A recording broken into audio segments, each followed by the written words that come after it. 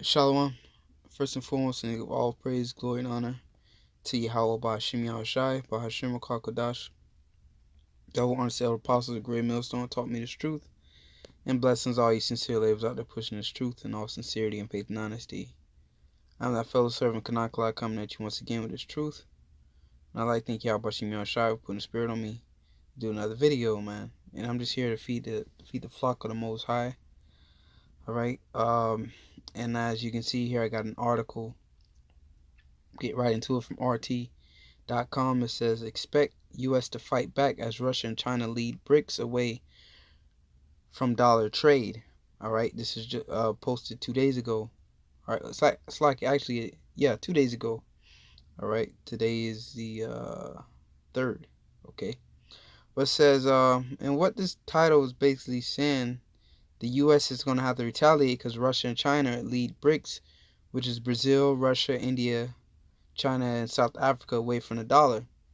Now we know the dollar is the petrodollar is the world global currency, and if that takes place, all right, that'll be the end of the American Empire, because that's pretty much the strength of the American Empire.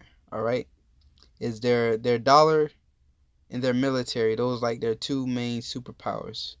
All right, that they have in their arsenal. All right, but their dollar was established by their military. Okay. So their military and their dollar. It says, while Russia and China's push to reduce the role of U.S. dollar in trade is catching on, don't expect Washington to give up its global economic dominance without a fight, political expert Jack Russell told RT.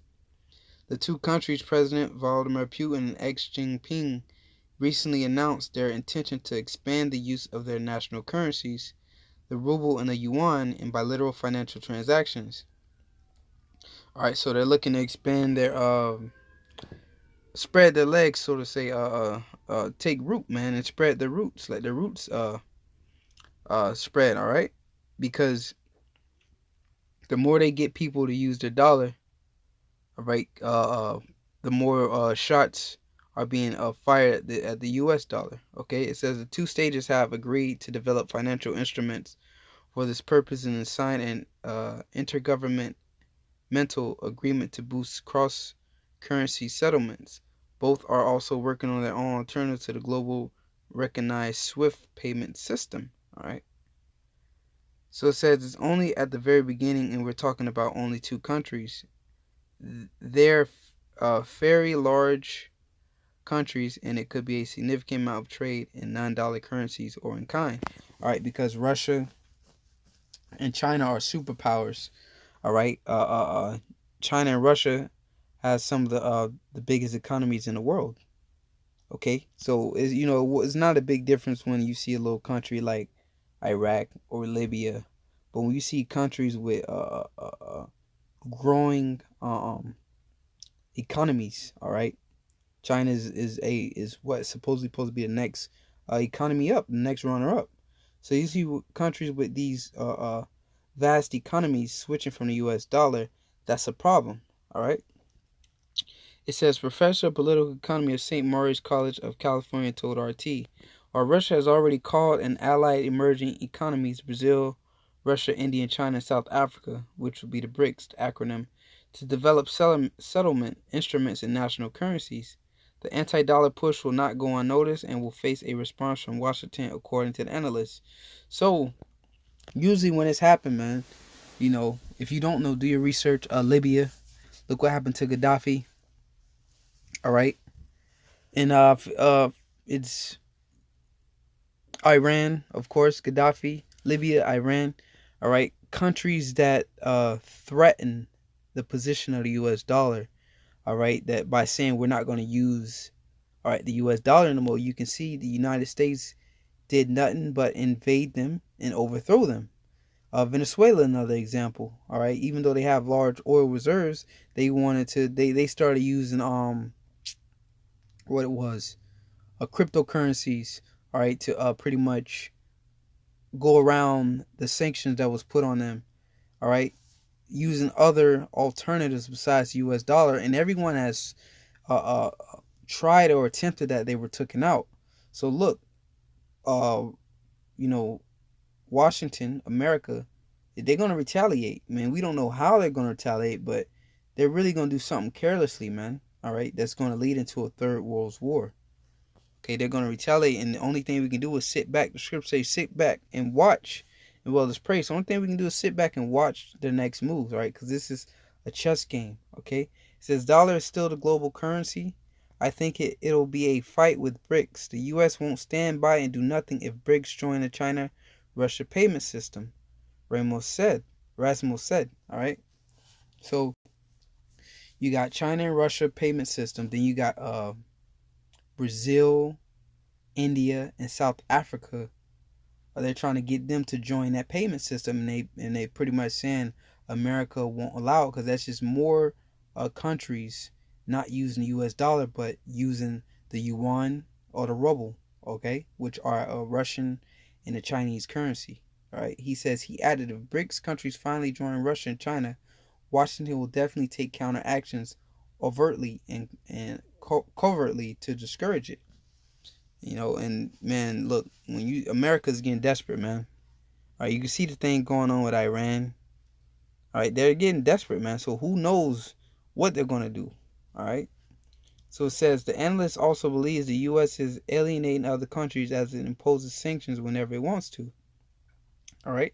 So America, since America is the global has a global currency, the U.S. dollar, they're able to alienate nations, all right, and cut them off from the market and cut them off from trading with everyone because why? They own a global market right now, all right? Because why? Their currency is the number one currency. Okay, so it's like pretty much it's like we created the game, so we call the shots, we make the rules, whether they're fair or unfair. All right, is what we say go. All right, because we're the ones with the money, we're the ones controlling everything. It says, however, the sanctions can easily backfire, as countries will turn away from the U.S. if it continues to use them as a political weapon, according to the expert. So remember early in the video how I said that there's two main weapons in the U.S. arsenal. The military, of course, and the U.S. dollar. That's a weapon, all right? Because it says countries will turn away from the U.S. if it continues to use them as a political weapon, all right, according to the experts. So sanctions, all right, when you use sanctions, you're cutting them off from the global market, all right, from being able pretty much to use the U.S. dollar. So what, you're using it as a weapon in form of a sanction, man, all right? And that's a weapon, man. You cutting people off from being able to eat, all right, being able to feed their families, all right, being able to conduct themselves, man, all right, to do business. You cut them off. So that's war, man, all right, and that's not something to be taken lightly. You know, people see wars, bullets flying and bombs dropping. No, when you cut a nation off from being able to import and export goods to their people to feed them, yo, that's just as bad as shooting them, man. All right, because the scriptures speak about starving. All right, it says it's better they that are slain with the sword, all right, than they that die of hunger, man. Okay, and that's what these sanctions do, man. The people suffer from the sanctions. The consumer suffers, man. They don't have the your average Joe. They don't have the ability to import and export goods, man, from America to another country or from whatever country they live. They don't possess that power. So the consumers suffer. All right? The little man suffers, man, when these sanctions take place. All right? So they saying what Kim Jong-un was starving his people. No, America is starving their people because they put sanctions on them and don't allow them. All right?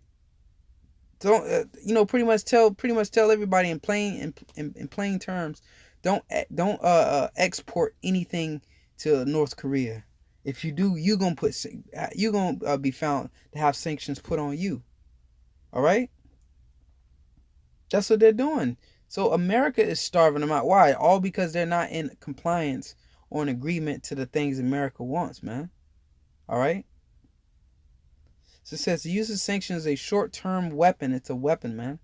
All right, because you know your criminals, because you know you like to say, oh, the criminals, you so-called Negroes, Latinos, and Native Americans, thugs walk around carrying guns, but your criminals, all right, the politicians, the governors, the presidents, man. All right, they just in suits, but they pushing paperwork. They're making decrees. They're passing forth laws, man. Those are weapons. All right. So it says, but in the long term, it may come back and bite the U.S. if it pushes too hard. Rasmus noted, if the U.S. continues with strong arming, with sanctions whenever it wants something from another country, then other countries are going to move further in that direction. And that's pretty much what's happening. Russia and China are becoming that safe haven, right, from that oppression, because America is oppressing all these other countries. Now, I have a scripture I want to get, all right? Real simple scripture. Scripture say all scriptures are written for our learning, man. All right, for doctrine and understanding. This 1 Corinthians 14:40. Let all things be done decently and in order. All right. The reason why I brought this scripture out is because before this place is completely bombed and obliterated, all right, and burnt with fire, that financial system has to come down. Because when the financial system comes down, then it brings forth the RFID chip, which would be the replacement of that monetary system. All right, so all things are going to be done decently in order. Until all these things, until this economy dropping, this RFID chip is implemented, World War III will not pop off yet. So this financial system is something to look at and reason what. And do your history, your research. Every time the financial system of America was about to collapse, they started a war. All right. I want to get Jeremiah 51 real quick, and I'm gonna branch off here. Jeremiah 51. It's concerning Babylon. This is Jeremiah 51:6. Flee out of the midst of Babylon. America's Babylon. All right, it says, and deliver every man his soul. Be not cut off in her iniquity, for this is the time of the Lord's vengeance, and he will render unto her recompense. So this is that time. All right, the Lord is going to systematically break this place down. All things be done decently in order. It's not going to, America's not going to be a completely functioning city, all right, as the scriptures call it, that Babylon, that great city. America's not going to be a completely functioning city, and then all of a sudden missiles are just going to come over and bomb it down. No, man. Yahweh Shai spoke of sedition, race wars, all these things. So all these things must come to pass before you see these missiles being shot upon America. All right, family turned against each other, sedition amongst men, invading, rioting, looting, women getting raped. All right, all these things, turmoils, financial system collapsing. All these things must come to pass before this place is hit with missiles. All right, it says Babylon has been a golden cup in the Lord's hand, and Babylon has been, man. All right, everybody using the U.S. dollar, nobody fighting against them. China and Russia, using the U.S. dollar. There wasn't a BRICS. All right, but what? It says, hath been a golden cup in the Lord's hand that made all the earth drunken. The nations have drunken of her wine, therefore the nations are mad. All right. Ultimately, that's the democracy, right, and the philosophies they push. But what's another part of that wine, which is part of democracy, all right, as the article stated, putting sanctions, man, on people, man. It's a weapon. All right. Them countries drinking that cup, that shot, in the form of that sanction, swallowing that, drinking that hard liquor, man. All right, that cup, which is that judgment of that sanctions, and what? They mad, man. All right, drunken off of sanctions. I'm tired of you putting sanctions on us, man.